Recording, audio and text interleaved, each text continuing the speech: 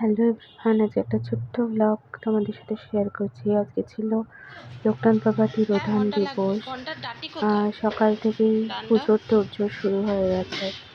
এখানে আমার দিদি অনেক সকালবেলা চলে এসছে। আমিও 8:30টায় উঠেছি, যদিও রাতে প্রচুর কাজ ছিল, টায়ার্ড ছিলাম, ঘুমিয়ে পড়েছিলাম, তো দেরি হয়ে গেছে। সকালবেলা উঠেই আমি লোকনাথ বাবার যে বস্ত্র পরিধান করানো সেটা করে সমস্ত ঠাকুরকে মুছে পরিষ্কার করে নিয়েছিলাম। এখানে ঠাকুরমশাই সকাল সকাল এসে গোছগাছ শুরু করে দিয়েছিল।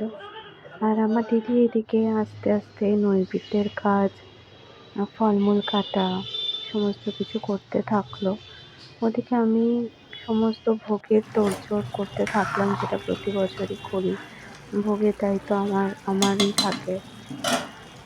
তো দেখতে পাচ্ছ এখানে অনেক রকমের ভোগ আমি তৈরি করেছিলাম। খিচুড়ি ভোগ ছিল, পোলাও ছিল, লুচি ছিল, 7 রকমের ভাজা ছিল, আলু ফুলকপি তরকারি ছিল, পনিরের তরকারি ছিল, চাটনি, পায়েস, সুজি, এগুলো ছিল।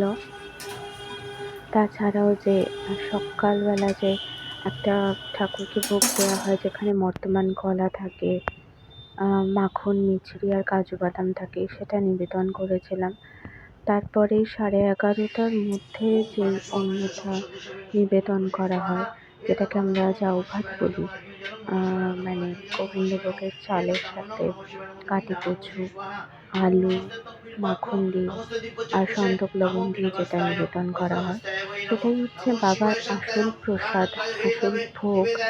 সেটা নিবেদন করেছিলাম। তারপরেই আমি ভোগের তোড়জোড় করা শুরু করেছি। আর এখানে আমি একটু ঘেঁট মেরে ভিডিওগ্রাফি করছিলাম।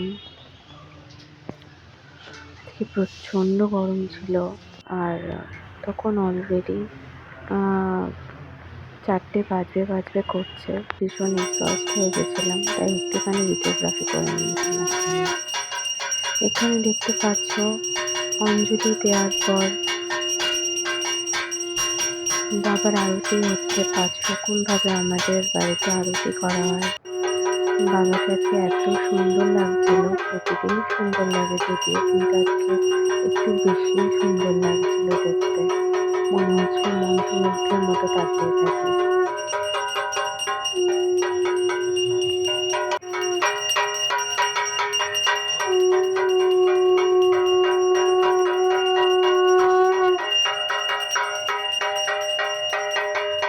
তারপরে হাবনের কাজ শুরু হলো, মানে যেটাকে আমরা যজ্ঞ বলি। যজ্ঞ শেষ হতে 6:30 বেজে গেছিল। যজ্ঞের পরে ঠাকুরের পাঁচালি পড়া হয়েছিল, লোকনাথ বাবার পাঁচালি। তো এইভাবেই দিনটা কেটে গেল। তোমাদের সাথে শেয়ার করে খুব ভালো লাগলো। আশা করি এরকম ছোট ছোট ভ্লগ আবার তৈরি করতে পারবো, আর তোমাদেরও ভালো লাগবে। তো আজকের মতো টাটা, সবাই ভালো থেকো। জয় লোকনাথ বাবা।